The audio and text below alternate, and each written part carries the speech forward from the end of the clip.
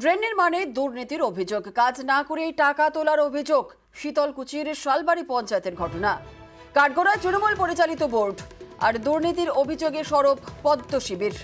দুর্নীতির কথা অস্বীকার প্রধানের স্বামীর।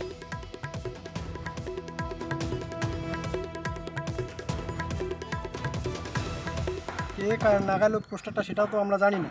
এটা তো ঠিক না, না এই যে একটা এলাকার মধ্যে একটা কাজ না হওয়ার পরে টাকা এইভাবে নয়ছয় করছে শাসক দল। আমরা আর কি জানবো, আমরা নতুন পঞ্চায়েত হয়েছি এখানে, আমরা তো কোনো স্কিমও এখনো আজ পর্যন্ত দেখিনি।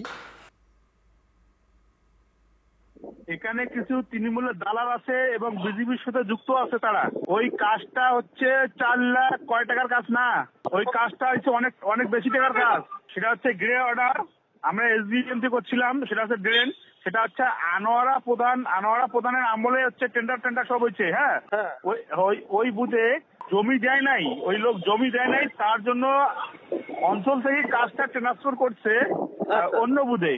এখানে দুর্নীতির কোনো কিছু ব্যাপার নাই, আর এখানে কাজ স্কিম মারি খাওয়ার কোনো ব্যাপার নাই।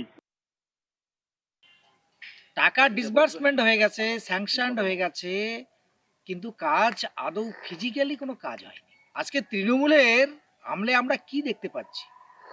একেবারে সর্বত্র হচ্ছে দুর্নীতি, অন্ধ্রে রন্ধ্রে দুর্নীতি প্রবেশ করেছে। কাজ হয়ে গেছে, কিন্তু বাস্তবে তার কোনো অস্তিত্ব নেই। সেই টাকা কোথায় গেল?